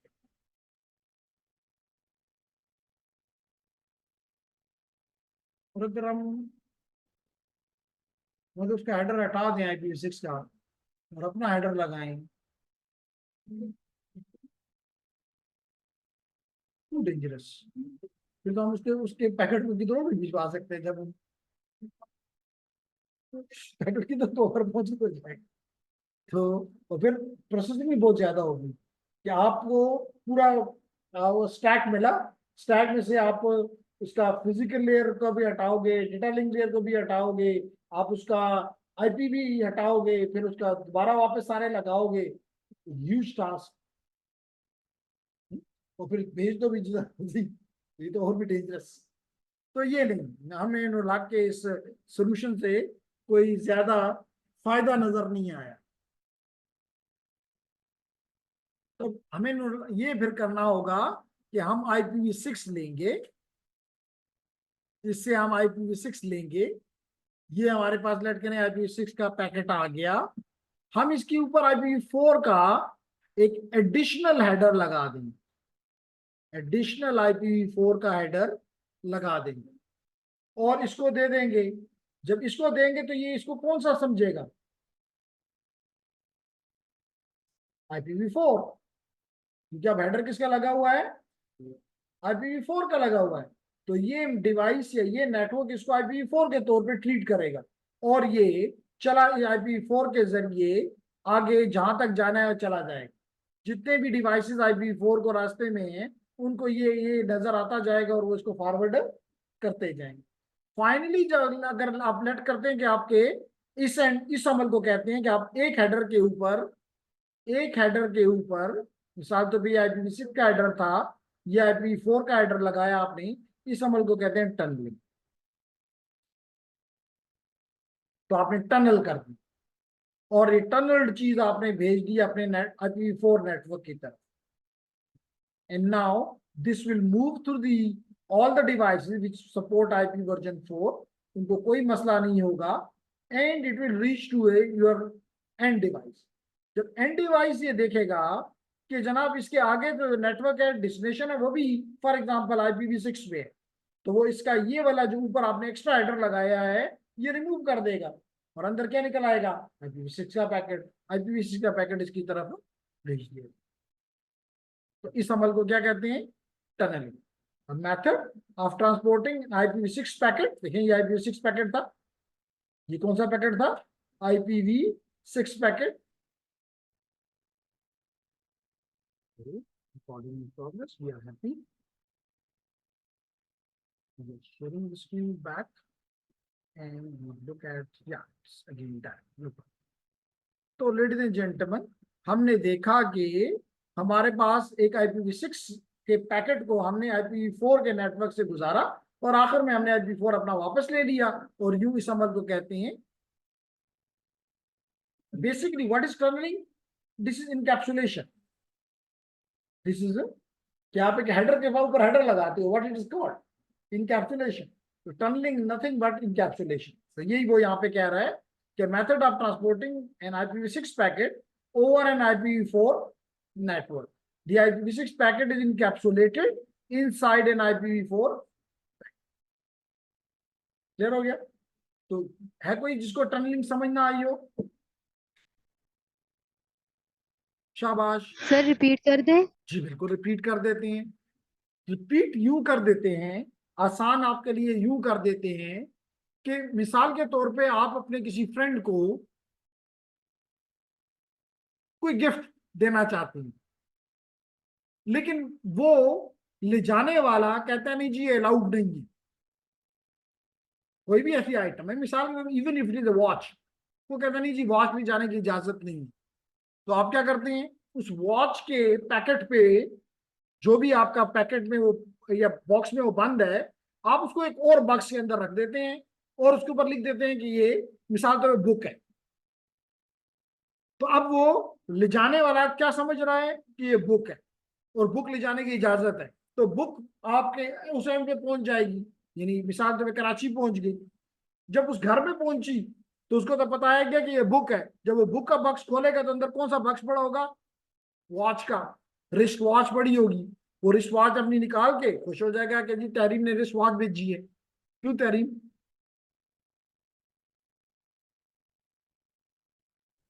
सर जी तहरीम बोलो।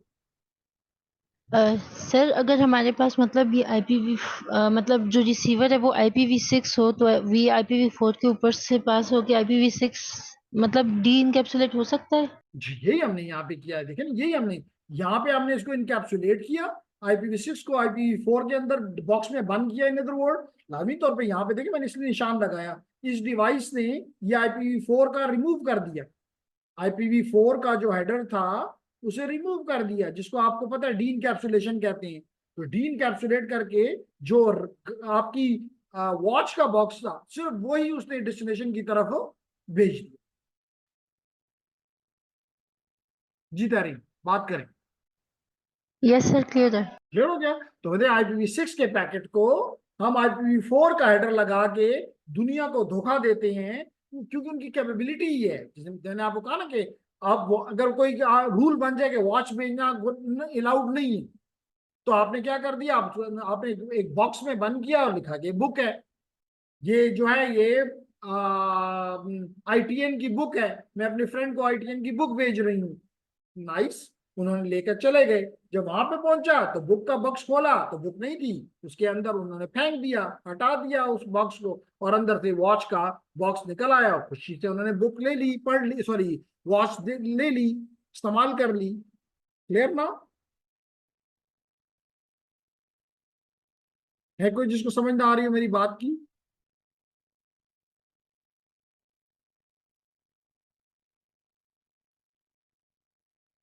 जी, there is something in the chat. Clear? Okay जी, क्लियर है तो दैट्स ग्रेट।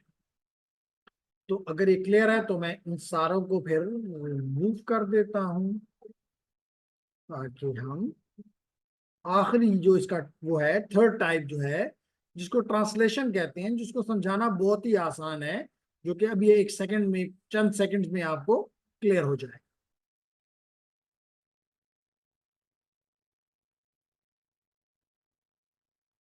जनाब एक दफा फिर आपके पास IPv6 का, आपके पास IPv6 का डिवाइस है, लेकिन आपके पास जो नेटवर्क है, ये जो नेटवर्क है ये IPv4 का है। तो एक आसान तरीका ये है कि आप जैसे अभी आपने नेट करते थे तो आपके अंदर प्राइवेट एड्रेस होता था, आप दुनिया को देते थे तो पब्लिक IP से दे देते थे। तो बस यही करें, आप IPv6 का पैकेट लें और उसको ट्रांसलेट कर दें, उसके एड्रेस को ट्रांसलेट कर दें, नेट कर दें, और IPv4 का एड्रेस लगा के, जैसे अभी मेरा एड्रेस अंदर अगर आपने देखा तो 192.168.0.101 था, लेकिन जब इसके हवाले किया गया, IPv4 नेटवर्क के हवाले किया गया, तो इसे कहा गया कि 121 डॉट ब्ला ब्ला कुछ है। तो एग्जैक्टली अगर ये इस एड्रेस की बजाय अगर IPv6 से एड्रेस लगा हुआ है, मैं उसको IPv4 एड्रेस से रिप्लेस कर दूंगा और IPv4 के हवाले कर दूंगा। IPv4 तो उसको समझेगा, वो उसको दूसरी दुनिया के दूसरे एंड पे पहुंचा देगा, और जवाब आएगा तो फिर भी IPv4 को जवाब आएगा, यानी इस एड्रेस को जवाब आएगा। अंदर हम इस एड्रेस को दोबारा रीट्रांसलेट करके IPv6 एड्रेस में तब्दील करके आपके डिवाइस को दे देंगे, and that phenomena is called translation. जी ladies and gentleman,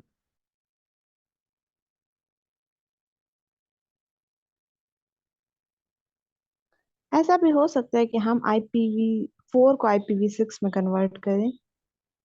ji ji तरीम sir translation repeat कर दें। ओके, पहले ट्रांसलेशन को रिपीट कर देता हूँ क्योंकि सवेरा का सवाल उससे अगला है। तो रिपीट ये किया कि आज भी हमने ये देखा कि मेरा एड्रेस जो है वो ये है 190, अभी आपने देखा भी, नहीं देखा तो दोबारा दिखा देता हूँ। मेरा एड्रेस ये है 192, देख लें, माई IP एड्रेस इज 192.168.0.101। एग्रीड। इसका मतलब है कि मेरा एड्रेस है 192.168.0.101। तहरीर, क्या मैं इस एड्रेस से जूम से बात कर सकता हूं? जूम जो है वो US में बैठा हुआ है, ये जूम, और चेक करवा देता हूं कि उसका IP क्या है। मैं करता हूं यहाँ पे पिंग और www.zoom.us, तो चेक कर रहे, इसका IP ये है जी 170.114.52.2, इसका ये IP है।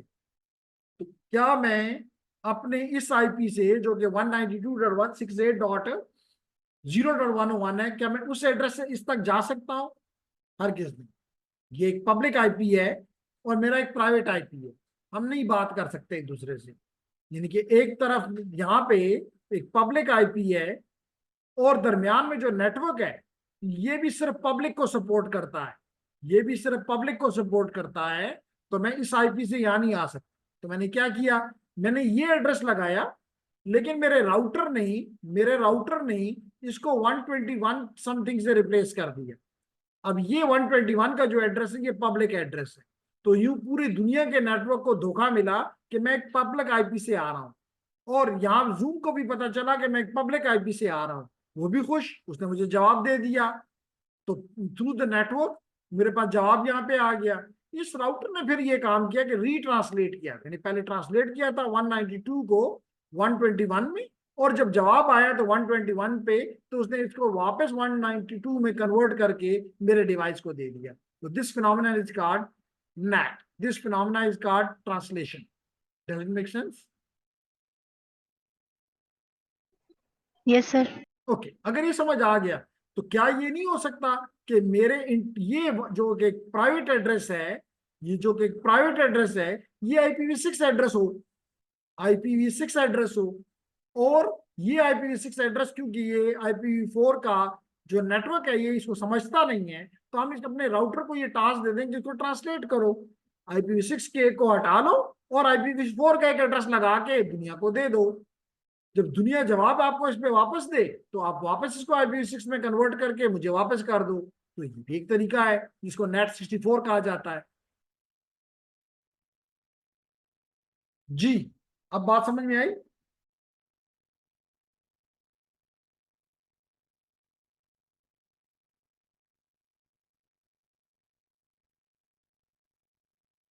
अब सवेरा का सवाल ये था कि क्या ये हो सकता है कि इंटरनल मेरा IPv4 हो और नेटवर्क IPv6 का हो तो सकता है, लेकिन इस वक्त एग्जिस्ट क्या कर रहा है?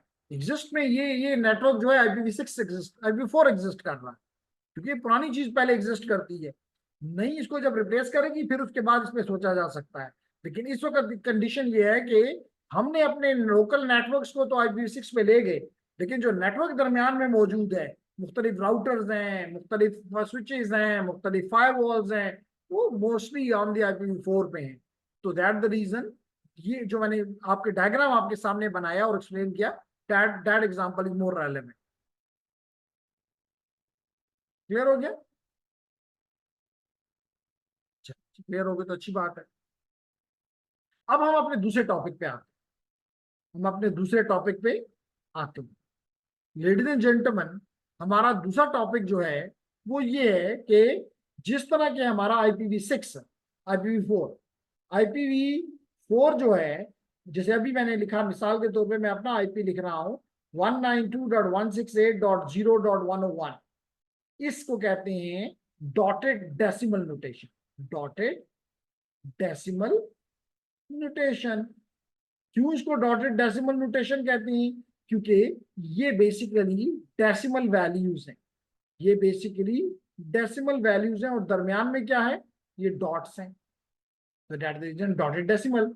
अब हर एक ये डेसिमल वैल्यू बेसिकली ये 8 बिट को रिप्रेजेंट करता है, 8 बिट को रिप्रेजेंट करता है, 8 बिट को रिप्रेजेंट करता है, 8 बिट को रिप्रेजेंट करता है। यू टोटल हमारे बिट्स कितने हो गए? 32 बिट्स। 1 2 3 4 time 8 is 32।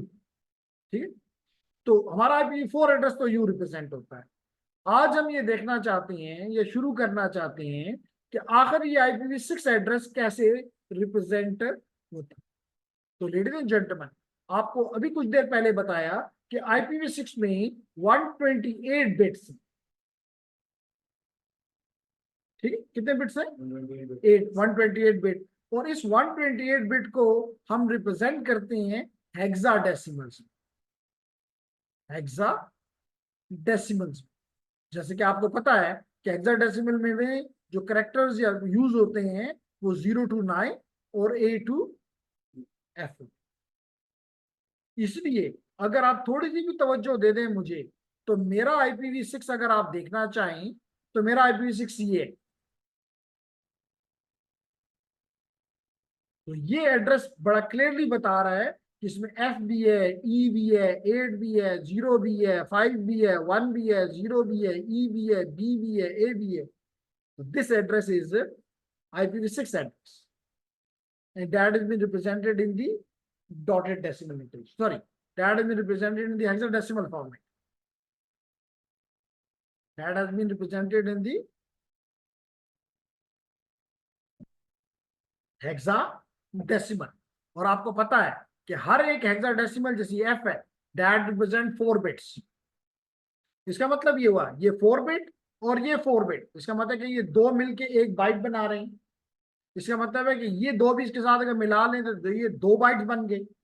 इसका मतलब कि हर एक ये 2 बाइट्स, ये 2 बाइट्स, फिर ये 2 बाइट्स, फिर ये 2 बाइट्स, फिर ये 2 बाइट्स एंड सो ऑन. और हर एक 2 बाइट्स को कंबाइनली हम हेक्सटेट भी कहते हैं. जिस तरह के 8 बिट को, जैसे कि 4 बिट को हमारे साथ कंप्यूटर इंजीनियर मौजूद है, बल्कि जितनी एक नहीं 4 मौजूद हैं. कोई एक तो जवाब दे देगा 4 बिट को क्या कहते हैं.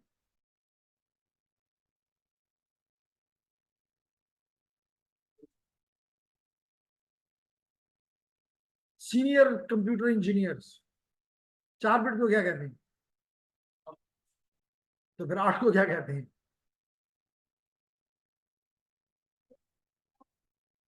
Now 4 bits.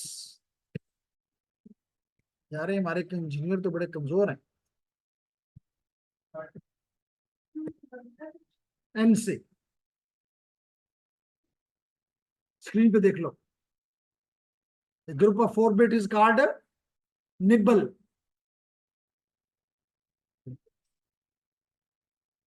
मेरी गलती नहीं है, मैंने हार्डवेयर का कोई कोर्स नहीं पढ़ाया. 4 bit is called nibble, 8 bit is called byte या octet, 16 bit is called hextet. ठीक है, अब तो नहीं कहोगे पहली दफा सुना है.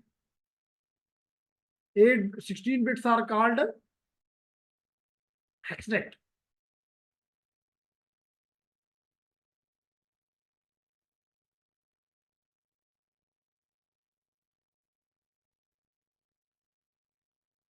एनीहाउ, तो कहने का मकसद ये है जेंटलमैन कि ये एक हेक्सटेट है, ये दूसरा हेक्सटेट है, ये तीसरा हेक्सटेट है एंड सो ऑन.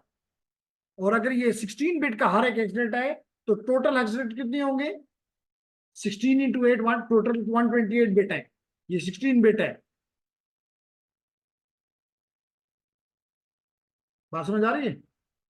तो लेडीज एंड जेंटलमैन, आसान कर रहे हैं हम आपके लिए चीजें, मुश्किल नहीं बनाना चाहते. तो ये देखिए मैंने यहाँ पे हेक्सटेट लिखा भी है कि 16 बिट को कंबाइनली क्या कहते हैं, हेक्सटेट. तो आज आपने निबल भी सीख लिया, ऑक्टेट या बाइट आपको पहले से पता था, हेक्सटेट भी उसमें इजाफा हो गया.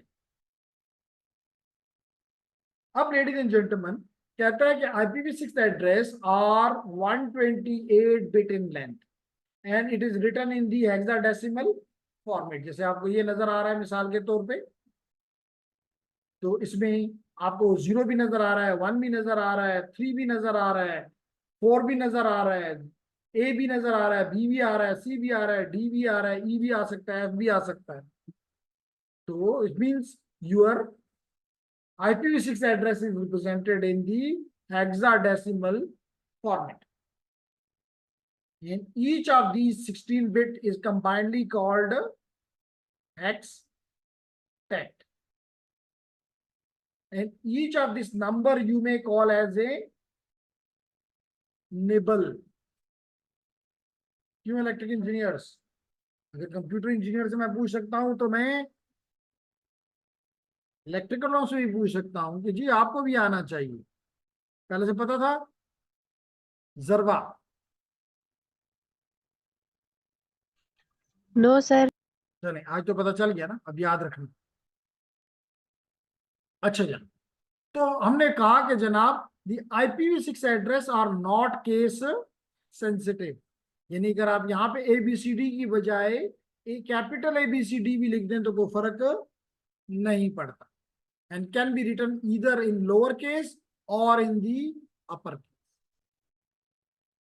तो अब देखिए, अगर मैं इसको रब कर दूं और और आपके सामने इन एक्सरेट्स को काउंट कर दूं, तो ये नंबर 1 2 3 4 5 6 7 8, तो 8 एक्सरेट्स हैं और हर एक एक्सरेट कितने बिट्स का है? 16 बिट्स का। तो 16 मल्टीप्लाई बाय 8 कितना होता है? 128 बिट्स। आसान कर दिया। फिर क्या कहता है? इसके हम देखेंगे दो फॉर्मेट्स हैं। एक को कहते हैं प्रेफर्ड फॉर्मेट, है तो ये प्रेफर्ड, लेकिन हम इसको इस्तेमाल नहीं करते। हम जिसको इस्तेमाल करते हैं वो हम आपको जिसको कल की क्लास में सिखाएंगे, उसको कहते हैं कंप्रेस्ड फॉर्म। क्या कहते हैं? तो दो हो गए, एक प्रेफर्ड फॉर्मेट और एक कंप्रेस्ड फॉर्मेट। ठीक है, एक क्या हो गया सवेरा? कंप्रेस्ड फॉर्मेट, प्रेफर्ड फॉर्मेट और एक कंप्रेस्ड फॉर्मेट। ये जो आपके सामने स्क्रीन पे लिखा हुआ आपको रेड कलर में नजर आ रहा है, this is an example of the preferred format, जिसमें आप तमाम 128 बिट्स को 8 एक्सेट में यू रिप्रेजेंट करते हैं with columns in between them. After each exit we have a column. Such a format is called preferred format. Such a format is called preferred format. तो देखिए उसने भी लिखा है, the preferred format for writing an IPv6 address is like this, where each x is representing an exit. So there are how many exits? 8 exits. Count कर लो, 8 x हैं. 1 2 3 4 5 6 7 and 8, where each x represent 4 hexadecimal characters, and 4 hexadecimal characters are combinedly called as the hexad. तो ये वो कह रहा है in IPv6, an hexad is an unofficial term used to refer the segment of 16 bits or 4 hexadecimal. These are the 4 hexadecimal values. These are the 4 hexadecimal values. Okay. Get the examples of IPv6 address in the preferred format or the following. Is there any question about the preferred format, ladies and gentlemen? Shabash. Is there any question about the any ambiguity, any query about the preferred format? Noman, Nehal.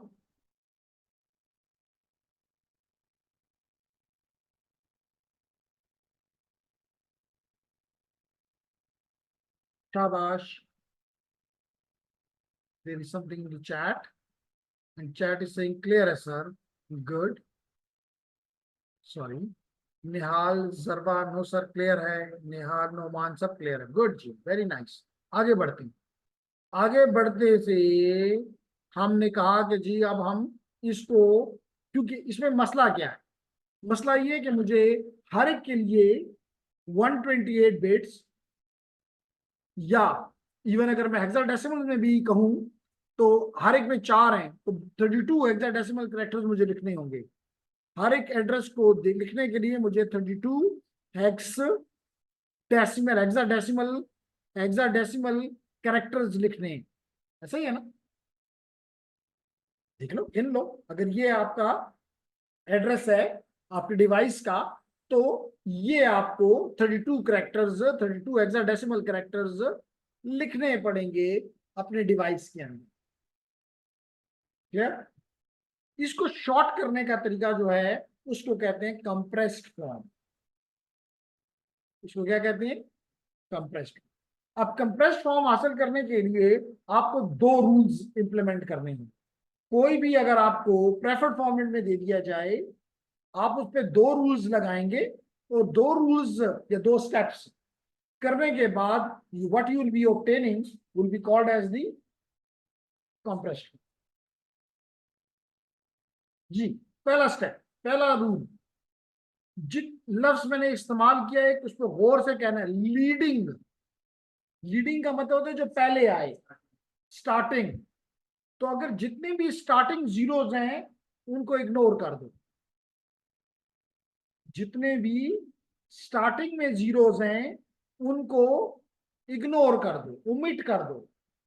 जैसे मिसाल के तौर पे अगर ये है 0 1 AB, तो इसमें लीडिंग कितने जीरोस हैं? एक ही है, तो बस इसको इग्नोर कर दो तो क्या रह गया? 1AB। इसी तरह अगर मिसाल के तौर पे 9F0 है, तो इसमें नोमान कितने लीडिंग जीरोस हैं? जरवा, मुबीन, सर एक। एक। ये लीडिंग है, ये लीडिंग नहीं है, तो इसको इग्नोर कर दो और बाकी को लिख दो, पहला रूल। इसी तरह अगर ये है 0 0 AB, इसमें कितने लीडिंग जीरोस हैं? 2। These are the two leading zero. Ignore them and write only AB. इसी तरह मिसाल के तौर पे 0 A 0 0, कितने लीडिंग है? एक। इसको इग्नोर कर दो और आपके पास क्या रह गया? A 0 0। तो पहला स्टेप ये कहता है लेडीज एंड जेंटलमैन,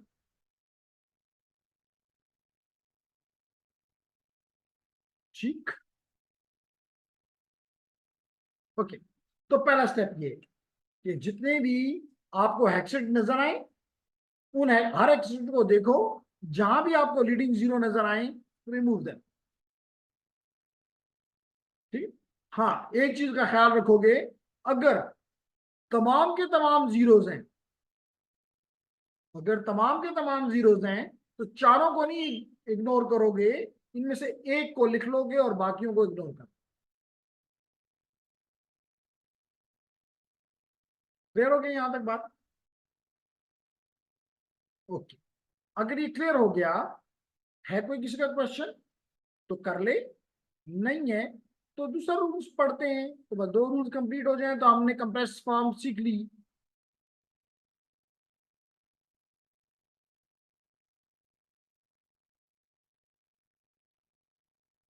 ओके। अब मिसाल के तौर पे अगर हम ये कह दें, एक एग्जांपल लेते हैं 2001 colon 0 DB8 colon 0000 colon 1111 colon 0000 colon 0000 colon 0000 और एक और रहता है तो उसको भी यहाँ कॉलन लगा के 0000 लिख दो। अब बताएं इसमें कोई लीडिंग जीरो है? नहीं है, तो इसको हम उसी तरह लिख देंगे 2001। बताएं क्या इस 0 DB8 में कोई लीडिंग है? आपने कहा हाँ है, ये इसको रिमूव कर दो, ओमिट कर दो, DB8 रह गया। इस तरह बताया इसमें 4 जीरोस हैं, एक जीरो लग जाएगा और बाकियों को भूल जाओ, ओमिट कर जाओ। फिर इसमें ऑल वंस में कोई है? नहीं है, तो लिख दो। फिर उसके बाद 4 जीरोस हैं, एक जीरो आ जाएगा, 4 जीरोस हैं, एक जीरो आ जाएगा, 4 जीरोस हैं, एक जीरो आ जाएगा, 4 जीरोस हैं, एक जीरो आ जाएगा। तो यूं आपने इस प्रेफर्ड फॉर्मेट पे रूल 1 बना के आप नेक्स्ट स्टेप पे चले। यहां तक बात क्लियर है?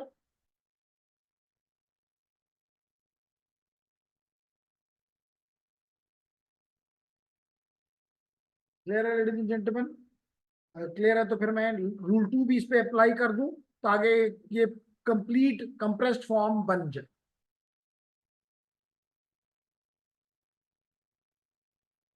चलें, अगर आप क्वेश्चन नहीं कर रहे तो मैं समझता हूं कि आपने समझ लिया यहां तक। रूल 2 समझेंगे। रूल 2 ये कहता है, रूल 2 ये कहता है, क्या कहता है? नेक्स्ट स्टेप देख लेते हैं जी। ये रूल 2 है जी, ये रूल 2 है कि आपने अपने ये जो एड्रेस था मिसाल के तौर पे 2001 वही जो मैंने प्रीवियस पेज पे स्लाइड पे लिखा 2001 colon 0 DB8 colon 0000 colon 1111 colon 0000 0 0 0 0 and then 0 2 0 0। तो अब इसमें कोई लीडिंग जीरो नहीं है, तो मैं कलर चेंज कर लेता हूं, तो ये हो जाएगा 2001। इसमें एक जीरो है लीडिंग है, तो इसको खा जाता हूं, ओमिट कर जाता हूं, DB8। इसमें 4 जीरोस हैं, तो एक जीरो। अगले में कोई भी जीरो नहीं है लीडिंग, तो इसको उसी तरह लिख देता हूं। इसके बाद इसमें 4 जीरो हैं, तो एक जीरो। इसमें 4 जीरो है, तो एक जीरो। और इसमें एक लीडिंग जीरो है, तो 200 लिख दिया। तो रूल 1 इस पे अप्लाई हो गया। हो गया। अब करना यह है कि आप लेफ्ट से स्टार्ट करें और मूव करें। तो आपको जहां पे, अब आपको यहां पे एक जीरो नजर आ रहा है,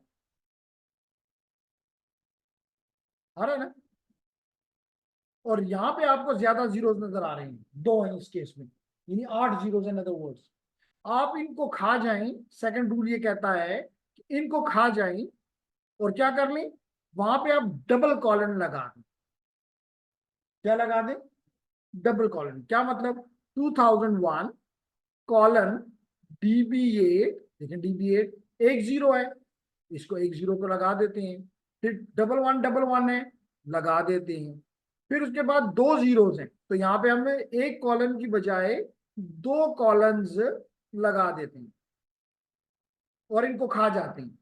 इनको खा जाते हैं और आगे लिख देते हैं 200। इसको कहते हैं कंप्रेस्ड फॉर्म। इसको कहते हैं कंप्रेस्ड फॉर्म।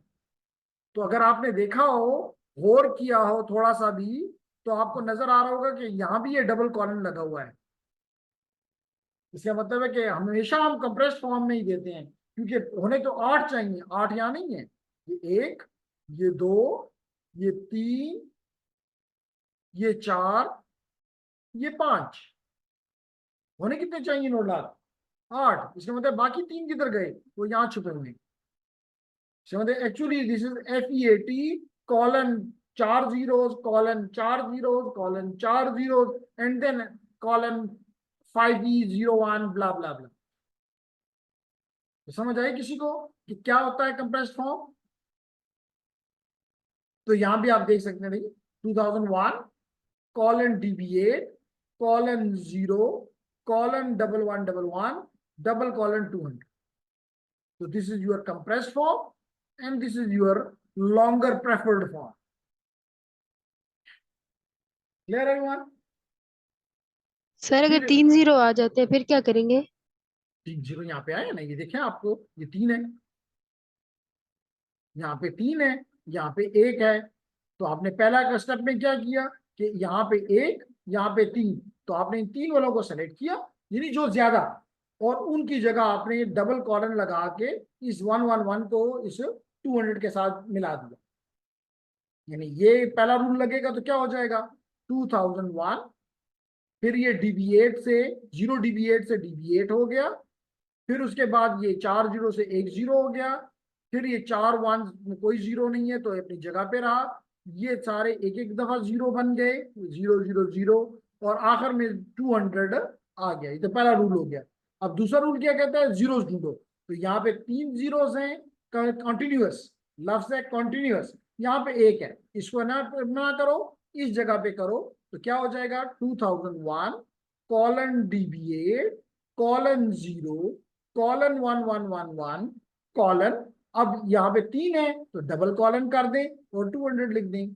इसका मतलब अब आपको पता है यहाँ पे 8 है, 1 2 3 4 5, उन्हें 8 चाहिए। इसका मतलब बाकी 3 जो है वो इस जगह पे छुपे हुए।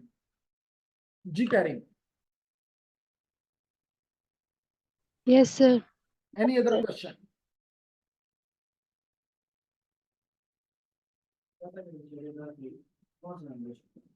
जीरो, सिर्फ जीरो का है, बाकी तो मैंने क्यों ही नहीं कहा।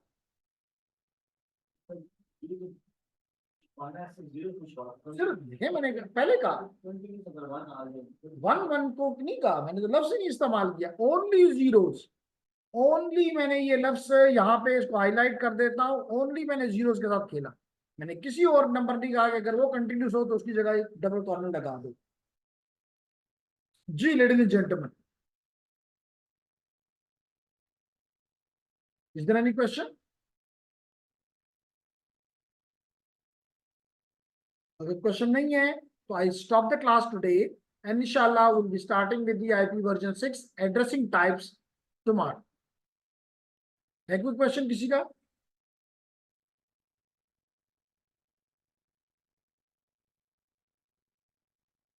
कोई बोल रहा है लेकिन उसकी आवाज मुझे नहीं आ रही। टॉकिंग में कुछ फील होता है कि कोई बोलना चाह रहा है एंड प्रॉब्ली इस वक्त तो कोई भी नहीं बोल रहा।